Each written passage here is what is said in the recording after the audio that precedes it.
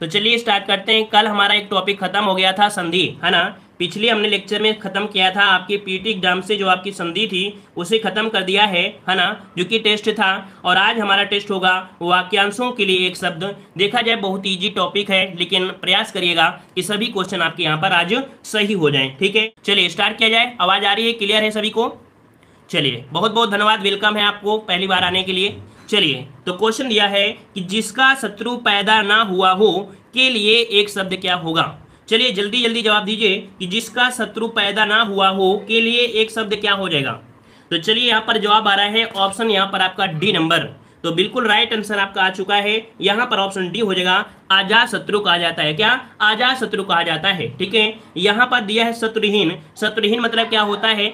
शत्रु से रहित व्यक्ति, है ना, जिसका कोई शत्रु ही ना हो। मतलब शत्रु से रहित व्यक्ति के लिए शत्रुहीन का प्रयोग किया जाता है। ठीक है ना। और आते हैं अगले क्वेश्चन को। और क्वेश्चन आपसे अगला पूछा गया है, क्या दिया गया है कि जिसका उपचार ना हो सके के लिए एक शब्द क्या हो जाएगा। जिसका उपचार ना हो सके के लिए एक शब्द इनमें से क्या हो जाएगा। चलिए यहाँ पर आपका जवाब आ रहा है ऑप्शन बी। यहाँ पर आपका सही जवाब बनेगा कौन सा? यहाँ पर बन जाएगा ऑप्शन बी। यहाँ पर असाध्य होता है। क्या होता है? असाध्य होता है, याद रखिएगा। यहाँ पर आते हैं अगले क्वेश्चन को। और क्वेश्चन आपसे अगला पूछा गया है, कह रहा आपसे मोक्ष की कामना करने वाला वाक्यांश के लिए सही शब्द क्या हो जाएगा। मोक्ष की कामना करने वाला वाक्यांश के लिए सही शब्द इनमें से क्या हो जाएगा। चलिए ऑप्शन आ रहा है यहाँ पर आपका सी नंबर, जो कि बिल्कुल जवाब सही है। मुमुक्ष होता है। क्या होता है? मुमुक्ष होता है। ऑप्शन आपका सी राइट हो जाएगा। अगला प्रश्न आपसे पूछा गया है, कह रहा है वीर पुत्र को जन्म देने वाली वाक्यांश के लिए एक शब्द क्या हो जाएगा। चलिए यहाँ पर जवाब देना है, वीर पुत्र को जन्म देने वाली वाक्यांश के लिए एक शब्द क्या बनेगा। यहाँ पर आपका जवाब आ रहा है, ऑप्शन यहाँ पर आ रहा है, यहाँ पर आपका सी नंबर। चलिए सी नंबर बनेगा, लेकिन काफी लोग जवाब दे रहे हैं यहाँ पर ए नंबर। तो आपको बता दें भाई साहब, यहाँ पर वीरांगना प्रयोग नहीं होता है। याद रखिएगा कि वीर स्त्री के लिए, जो वीर स्त्री होती है ना, जो वीर स्त्री होती है उसे कहा जाता है वीरांगना। लेकिन यहाँ पर दिया है वीर पुत्र को जन्म देने वाली, इसके लिए प्रयोग होता है वीर प्रसू होता है। तो ऑप्शन क्या हो जाएगा? सी नंबर आपका जवाब हो जाएगा, है ना। और यहाँ पर एक दिया है पुत्रवती। पुत्रवती क्या होता है? पुत्र को जन्म देने वाली। क्या? पुत्र को जन्म देने वाली को बोलते हैं पुत्रवती बोलते हैं। ठीक है ना। और वीर बहू किसे बोलते हैं? वीर बहू क्या बोलते हैं? तो वीर बहू के लिए क्या होता है कि वीर बहू ही हो जाता है, मतलब वीर बहू बोल दिया जाएगा। ठीक है, चलिए आगे बढ़ते हैं। प्रश्न आपसे अगला पूछा गया है, कह रहा आपसे यहाँ पर शक्तिशाली कामा दयालु कामा शांत धीर योद्धा नायक के लिए शब्द क्या होगा। चलिए यहाँ पर बताइएगा कि कोई व्यक्ति अगर शक्तिशाली है, दयालु है, शांत है, धीर है और योद्धा है, नायक है, तो इसके लिए प्रयोग किया जाएगा। यहाँ पर आपका 5 का सी हो जाएगा। इसे बोलाता है धीरोदात्त। क्या बोलते हैं? ऑप्शन सी हो जाएगा, धीरोदात्त कहते हैं। क्या बोलते हैं? धीरोदात्त कहा जाता है। ठीक है ना। चलिए यहाँ पर आते हैं अगले क्वेश्चन को। और क्वेश्चन आपसे अगला दिया गया है कि जो प्रमाण से सिद्ध ना हो सके, जो प्रमाण से सिद्ध ना हो सके उसके लिए प्रयोग क्या किया जाएगा। चलिए यहाँ पर 6 का जवाब देना है और आपका जवाब क्या हो जाएगा? जो प्रमाण से सिद्ध ना हो सके। बहुत गलतियां होती हैं इस प्रश्न में, इसमें से बहुत गलतियां होती हैं, याद रखिएगा। और यहाँ पर देखो जवाब आ रहा है ऑप्शन यहाँ पर ए नंबर। देखो दिया है जो प्रमाण से सिद्ध ना हो सके उसके लिए जवाब होता है अप्रमेय होता है। क्या होता है? अप्रमेय होता है, याद रखिएगा। और जिसे प्रमाणों से सिद्ध ना किया जाए, जिसे प्रमाणों से सिद्ध ना किया जाए, ठीक है, जिसे प्रमाणों से सिद्ध ना किया जाए उसे बोला जाता है क्या? अप्रमाणित होता है। देखो दोनों में अंतर क्या है? जो प्रमाण से सिद्ध ना हो, है ना, दोनों में अंतर समझिएगा, बहुत ही बारीक आंसर है। जो प्रमाण से सिद्ध ना हो सके उसको बोलते हैं अप्रमेय, और जो प्रमाणों से सिद्ध ना किया जाए उसे अप्रमाणित बोला जाता है। और जो मापा ना जा सके, जो मापा ना जा सके उसे क्या बोलते हैं? उसे अपरिमेय बोलते हैं। जो मापा ना जा सके उसे अपरिमेय बोलते हैं, याद रखें, या अपरिमित भी बोल दिया जाता है। ठीक है ना। चलिए आगे बढ़ते हैं। प्रश्न आपसे अगला पूछा गया है, कह रहा आपसे यहाँ पर, चलिए कह रहा है क्वेश्चन दिया गया है, वह नायिका जो अपने पति के परदेश में होने के कारण दुखी हो वह आपकी कौन सी है। तो कोई भी नारी होगी और उसका पति पास में नहीं होगा तो दुख तो होगा ही, और यहाँ पर परदेश में है, और ऐसी नारी को हम लोग क्या बोलेंगे। तो आपका जवाब आ रहा है ऑप्शन बी, इसे वियोगिनी बोलते हैं। क्या बोलते हैं? वियोगिनी बोलते हैं। ऑप्शन आपका बी जवाब हो जाएगा, वियोगिनी हो जाता है। कुछ लोग जवाब दे रहे हैं ए नंबर। याद रखिए ए नंबर इसका जवाब नहीं होगा, इसका ऑप्शन बी बनेगा। देखो प्रेषित पद का, प्रेषित मतलब होता है भेजा गया, मतलब जिसका पति विदेश चला गया हो उसे बोलते हैं प्रेषित पतिका बोलते हैं। याद रहेगा ना, याद रहेगा ना। चलिए भाई आगे बढ़ते हैं। प्रश्न आपसे अगला पूछा गया है, कह रहा आपसे यहाँ पर वन में लगने वाली आग को क्या कहते हैं, वन में लगने वाली आग को क्या कहते हैं। चलिए यहाँ पर जवाब देना है, वन में लगने वाली आग को क्या कहते हैं। चलिए यहाँ पर जवाब देना है और 8 का ऑप्शन आ रहा है यहाँ पर बी नंबर। देखो यहाँ पर है दावानल। तो समझिए जो दानव लोग रहते हैं कहाँ रहते हैं, दानव लोग जो रहते हैं कहाँ रहते हैं, तो आपके जंगल में रहते हैं ना, जंगल में रहते हैं, तो दानव ये हो गया। बाढ़ कहाँ आती है, समुद्र में आती है, तो समुद्र में लगने वाली आग को बड़वाग्नि बोलती हैं, है ना। जठर मतलब पेट होता है और पेट में लगने वाली आग को क्या बोलते हैं, जठराग्नि बोलते हैं। ये भी आपको यहाँ पर पॉइंट हो जाएगा। और वीरा है तो वे वीरा तो आप लोग जानते हैं कि विरह की आग के लिए विराहाग्नि बोलते हैं, ठीक है। चलिए आते हैं अगले क्वेश्चन को, और क्वेश्चन आपसे अगला पूछा गया है, कह रहा आपसे यहाँ पर पति युक्त स्त्री को क्या कहते हैं, पति युक्त स्त्री को क्या कहते हैं। तो देखिए यहाँ पर पति युक्त स्त्री है उसे हम लोग बोलेंगे क्या, यहाँ पर आपका हो जाएगा सधवा बोलते हैं, क्या बोलते हैं, सधवा बोलते हैं। यहाँ पर ऑप्शन क्या बनेगा, 9 का ऑप्शन सी हो जाएगा। देखो क्या अंतर, थोड़ा सा अंतर होता है, पति युक्त स्त्री दे दिया तो यहाँ पर आपका हो जाएगा क्या, सधवा। और ये बोल दें कि पति और पत्नी का जो जोड़ा होता है तब हम बोल देते हैं दंपति हो गया, है ना। तो थोड़ी थोड़ी बारीकों में ये आपके थोड़ा थोड़ा परिवर्तन हो जाते हैं। अगला क्वेश्चन दिया गया है, कह रहा आपसे यहाँ पर झगड़ा लगाने वाला मनुष्य एक शब्द में क्या कहा जा सकता है। और आप सभी को पता है झगड़ा कौन सा लगाते थे, तो आपने देखा होगा, है ना, आपने कृष्ण भगवान ये कुछ भी देखा होगा। तो यहाँ पर आपकी जो नारद मुनि है ना, नारद मुनि जो आपके थे, इसका ऑप्शन बनेगा डी। जो नारद मुनि थे ये बहुत ही झगड़ा लगाते थे, सुर और असुर में झगड़ा लगाने का कार्य यही करते थे, चुगलखोर थे, है ना। कुल मिला के देखा जाए ये चुगलखोर थे, है ना। तो ऑप्शन यहाँ पर आपका डी हो जाएगा। चलिए आते हैं अगले क्वेश्चन को, क्वेश्चन आपसे अगला पूछा गया है, कह रहे हैं महल के भीतरी भाग को क्या कहते हैं, महल के भीतरी भाग को क्या कहते हैं। तो महल के भीतरी भाग को कहते हैं अंतःपुर, क्या बोलते हैं, अंतःपुर बोलते हैं, ऑप्शन सी हो जाएगा। अच्छा एक शब्द आपने सुना होगा विभीषण, अभी अभी आपका शब्द आया भी था, विभीषण मतलब क्या होता है, विभीषण मतलब क्या होता है। तो विभीषण बोलते हैं किसे, विभीषण किसे कहते हैं, जो रहस्य या भेद बताने वाला हो, जो रहस्य या भेद बताने वाला हो उसे क्या बोलते हैं, विभीषण कहते हैं, है ना। और जो चाल चलन चलने वाला होता है, जो चाल चलन चलने वाला होता है उसे शकुनी कहा जाता है, ठीक है, उसे शकुनी कहा जाता है। जो चाल चलन चलने वाला होता है उसे शकुनी कहते हैं। ये तीनों पॉइंट आपको याद रखना है। चलिए आगे बढ़ते हैं, प्रश्न आपसे अगला पूछा है, जिसका जन्म छोटी जाति में अर्थात निचले वर्ण में हुआ हो उसके लिए शब्द क्या प्रयोग किया जाएगा। यहाँ पर ऐसे शब्द के लिए जो प्रयोग किया जाएगा वो प्रयोग किया जाएगा क्या, अंतज्य। ऑप्शन क्या बनेगा, सी नंबर अंतज्य हो जाएगा, सी नंबर अंतज्य हो जाएगा, ठीक है ना।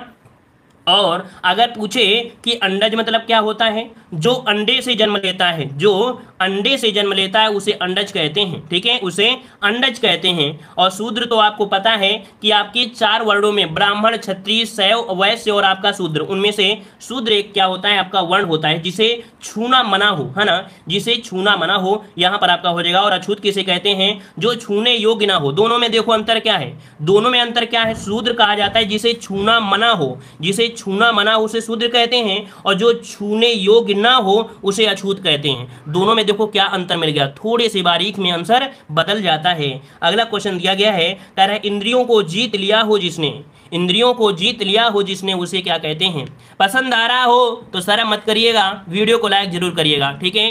पसंद आ रहा है तो वीडियो को लाइक जरूर करते रहिए। यहाँ पर बताइए 13 का जवाब सही क्या हो जाएगा। तो यहाँ पर काफी लोग यहाँ पर जवाब दे रहे हैं बी नंबर, जितेंद्री कहते हैं, क्या बोलते हैं, जितेंद्री बोलते हैं। और किस प्रकार से, ऑप्शन आपका बी प्रकार से लिखा जाएगा।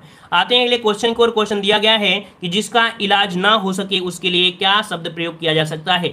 जिसका इलाज ना हो सके उसे क्या कहते हैं। तो अभी आपने पढ़ा था असाध्य, क्या बोलते हैं, असाध्य बोलते हैं। ऑप्शन क्या बनेगा, ए नंबर आपका हो जाएगा, असाध्य कहते हैं, ठीक है ना। और याद रखिए यहाँ पर दिया है साधनहीन, साधनहीन किसे कहते हैं, जिसके पास साधन ना हो, जिसके पास साधन ना हो उसे साधनहीन कहा जाता है, ठीक है। और यहाँ पर साधन तो आपका हो ही गया है। तो आगे बढ़ते हैं, प्रश्न आपसे अगला पूछा गया है, यहाँ पर दिया गया है कि जिसे जीता ना जा सके उसके लिए शब्द क्या प्रयोग किया जाएगा।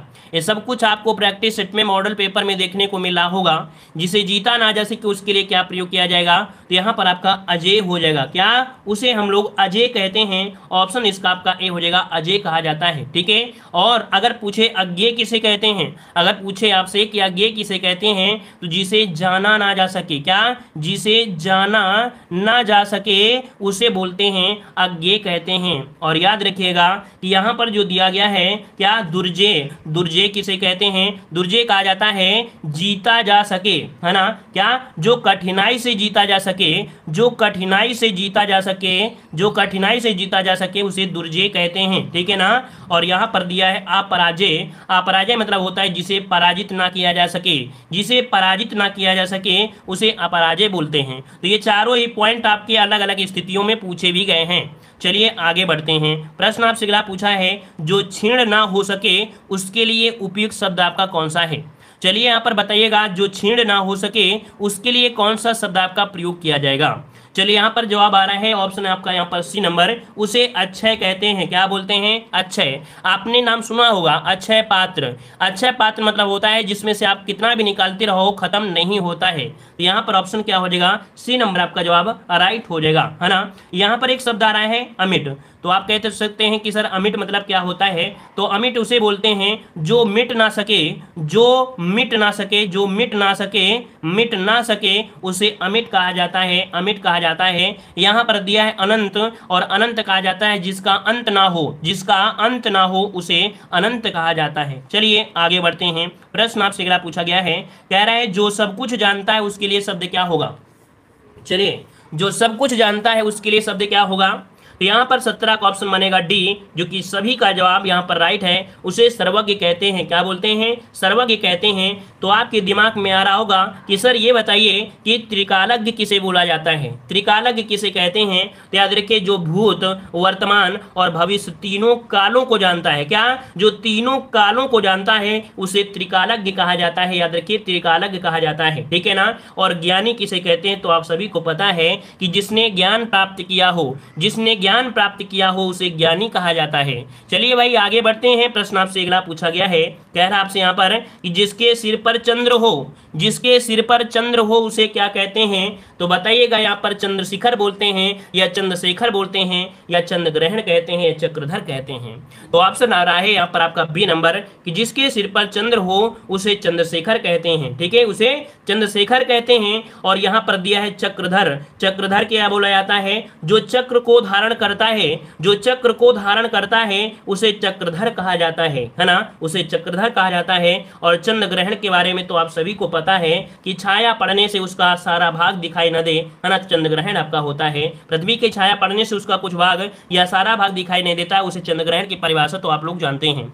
चलिए आते हैं अगले क्वेश्चन को। क्वेश्चन आपसे अगला पूछा जा चुका, यहाँ पर दिया गया है कि बहुत अधिक बोलने वाला व्यक्ति, अब आपकी परीक्षा की दृष्टि से है, यहाँ पर बताइएगा कि बहुत अधिक बोलने वाले व्यक्ति के लिए क्या प्रयोग करते हैं। तो ऑप्शन क्या हो जाएगा, डी। यहाँ पर वाचाल होता है। क्या होता है, वाचाल होता है, याद रखिएगा वाचाल होता है, ठीक है ना। और यहाँ पर वक्ता दिया है। वक्ता मतलब होता है जब किसी विषय या प्रसंग पर बोलने वाला हो उसे वक्ता कहते हैं। अगला क्वेश्चन यहाँ पर दिया गया है कि जिसका इलाज ना हो सके उसके क्या कहते हैं। तो अभी अभी आपने पढ़ा कि जिसका इलाज ना हो सके उसे असाध्य कहते हैं। ऑप्शन यहाँ पर आपका ए हो जाएगा, असाध्य हो जाएगा। और अगला क्वेश्चन दिया है जिसे जीता ना जा सके उसे क्या कहते हैं। फटाफट जवाब देते चलिए भाई यहाँ पर। तो देखो, जिसे जीता ना जा सके उसे क्या बोलते हैं, उसे अजय बोलते हैं। ऑप्शन क्या हो जाएगा, ए नंबर आपका हो जाएगा, अजय हो जाएगा, ठीक है ना। और अज्ञेय तो अभी हमने बताया कि जिसे जाना ना जा सके उसे अज्ञेय कहते हैं। अगला क्वेश्चन यहाँ पर आपसे दिया गया है, कह रहा आपसे यहाँ पर कि जो छीण ना हो सके उसे क्या कहते हैं, जो छीण ना हो सके उसे क्या कहते हैं। तो ऑप्शन यहाँ पर आपका क्या हो जाएगा, सी नंबर आपका आ रहा है। तो देखिए यहाँ पर ऑप्शन सी हो जाएगा, जो छीण ना हो सके उसे अच्छे कहते हैं। आते हैं अगले क्वेश्चन को। क्वेश्चन दिया है कि जिस स्त्री का पति जीवित है उसके लिए शब्द क्या होगा।